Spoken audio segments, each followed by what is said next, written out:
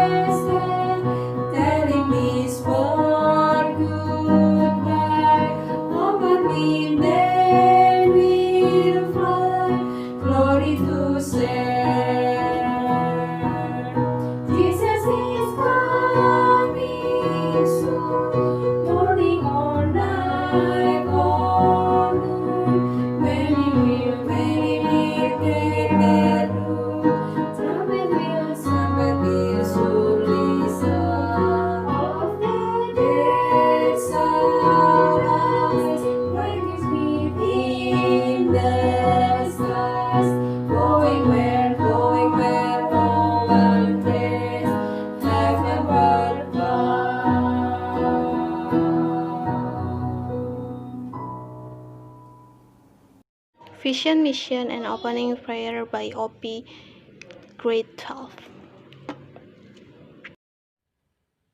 Vision: having the character of Christ Jesus, being successful in science and technology, and being independent.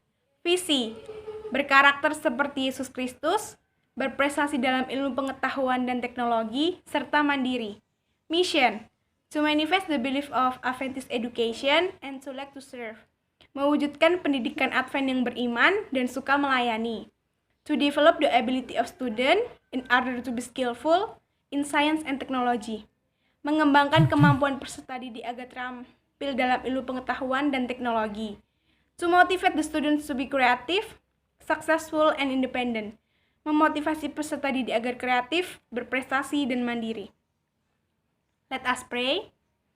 Our Father in heaven, we glorify your name.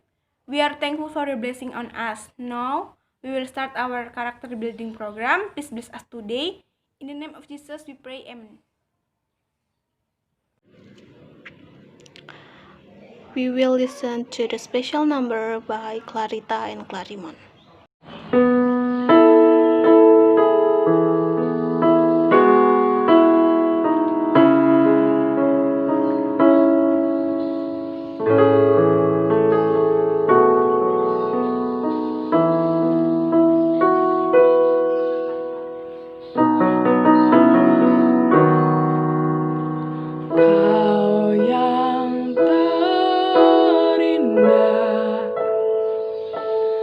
Di dalam hidup ini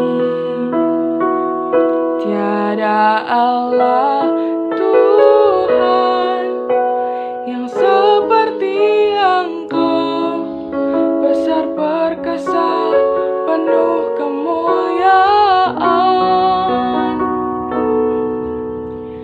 Kau yang termanis di dalam hidup ini, cinta Kau lebih dari segalanya, kasih setiamu kepadaku. Ku sembah Kau, ya Allahku. Ku tinggikan nama-Mu selalu, tiada lutut tak bertalut menyembah Yesus Tuhan Rajaku.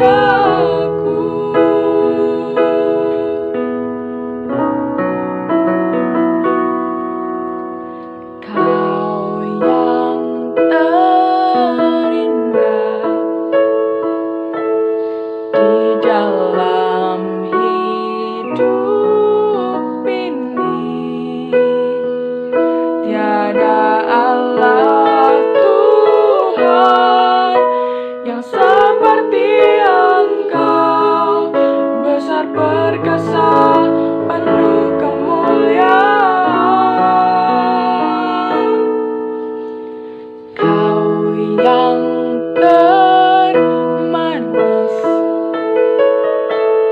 di dalam hidup ini,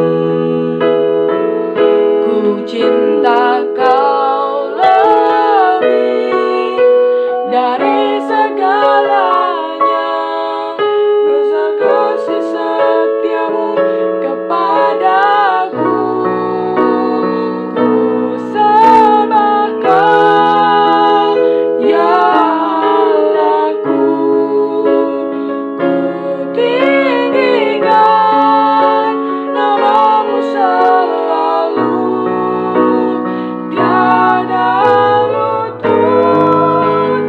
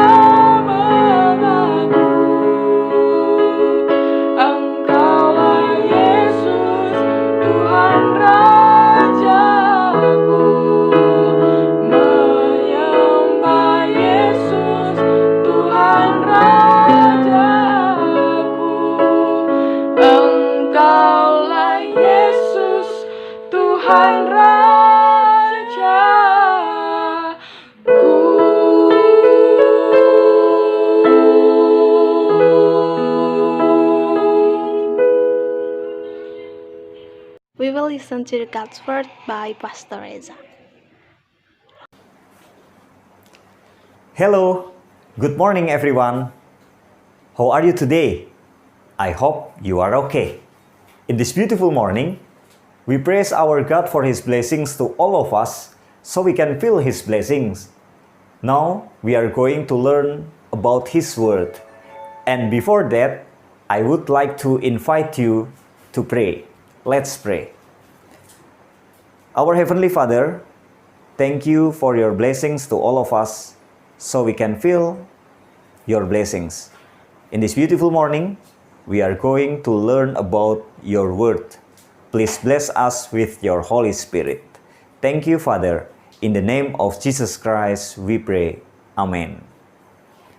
Now, I'm going to speak in bahasa. Oke. Judul pelajaran yang akan saya bagikan pada pagi hari ini adalah diacak-acak Tuhan supaya rapi. Apa maksudnya? Untuk mengerti judul ini, saya mempunyai sebuah cerita. Ceritanya begini. Pada suatu kali, ada seorang pelukis yang ingin melukis di atas ketinggian gedung bertingkat. Dia naik di atas gedung bertingkat itu, kemudian dia memasang kanvasnya, kemudian dia melihat pemandangan dari atas, dan dia melukis di sana. Ketika lukisannya sudah jadi, maka sang pelukis ini mengamat-ngamati lukisannya. Dia lihat, dia tidak puas, kemudian dia mundur ke belakang. Dia tidak puas lagi, dia mundur ke belakang. Nah, ketika dia mundur ke belakang, satu langkah lagi dia akan jatuh ke bawah. Nah, salah seorang sahabatnya yang pada saat itu ada melihat si pelukis ini. Kemudian sahabatnya ini mau teriak, tapi dia tahu kalau dia teriak, pelukis ini pasti akan jatuh karena kaget. Makanya, sahabatnya ini langsung datang dan mengacak-acak atau merusak lukisan yang sudah dibuat oleh pelukis tadi. Maka otomatis pelukis itu langsung marah. Dia mendekati sahabatnya dan mengatakan, "Kenapa kamu rusak lukisan saya?" Kemudian sahabatnya ini mengatakan, "Aku merusak lukisanmu karena aku tahu kamu mau jatuh. Kamu hanya fokus kepada lukisanmu saja. Lukisan yang kamu buat memang indah, tapi kamu tidak menyadari bahwa kamu akan jatuh ke bawah. Itulah sebabnya aku rusak lukisanmu." Teman-teman semua, Bapak Ibu Guru yang diberkati oleh Tuhan, melalui cerita ini, seringkali kehidupan kita juga sama. Kita sudah membuat rencana di dalam hidup kita. 1, kita buat rencana. 2, kita buat rencana. 3, kita buat rencana. Dan semua rencana yang kita buat itu indah semuanya. Tetapi seringkali Tuhan melihat bahwa rencana yang kita buat itu tidak sesuai dengan kehendak Tuhan. Bagi kita indah, tetapi bagi Tuhan tidak. Kenapa? Karena Tuhan melihat dari sisi yang lain. Ketika rencana kita buat dan bagi kita itu indah, padahal Tuhan tahu bahwa ketika kita menjalankan rencana itu, maka kita akan jatuh ke bawah. Kita akan terperosok. Gantinya kita hidup lebih baik di sana. Itulah sebabnya seringkali Tuhan mengacak-ngacak rencana kita. Tuhan seringkali membuat segala sesuatu yang kita sudah susun di sana menjadi tidak berjalan. Kenapa? Tuhan lebih tahu apa yang harus kita jalankan di sana. Pada pagi hari ini, saya mau mengajak kita untuk membuka Alkitab kita di dalam Yeremia pasal yang ke-29 ayat yang ke-11. Yeremia 29 ayat yang ke-11. Saya akan bacakan. "Sebab aku ini mengetahui rancangan-rancangan apa yang ada padaku mengenai kamu. Demikianlah firman Tuhan, yaitu rancangan damai sejahtera dan bukan rancangan kecelakaan, untuk memberikan kepadamu hari depan yang penuh harapan." Tuhan punya rencana yang indah buat kita.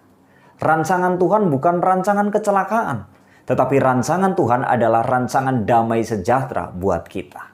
Nah, di dalam kehidupan kita ketika kita menyusun rencana, biarlah rencana yang kita buat itu rencana yang sesuai dengan kehendak Tuhan.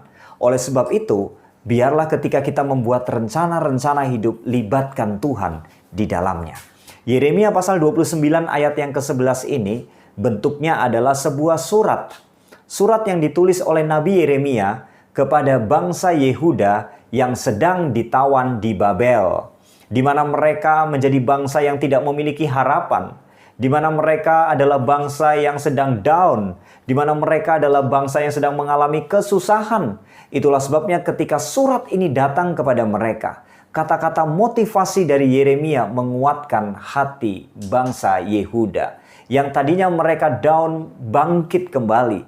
Yang mereka tadinya hopeless, mereka sekarang punya harapan. Kenapa? Mereka mendengarkan kabar baik bahwa rancangan Tuhan adalah rancangan damai sejahtera. Artinya adalah Yeremia mau mengatakan kepada bangsa Yehuda, saat ini kamu memang sedang ditawan.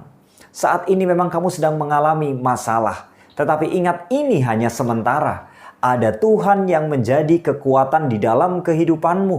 Tetap berharap kepadanya. Tetap bergantung kepadanya. Oleh sebab itu, maka di dalam kehidupan kita, kalau kita mau melakukan sesuatu, libatkan Tuhan di dalamnya. Dan kalaupun kita menjalankan segala kehidupan kita, kita sudah libatkan Tuhan di dalamnya, tetapi segala rencana yang kita buat 1, 2, 3 tidak berhasil, maka kita perlu bertanya kepada Tuhan.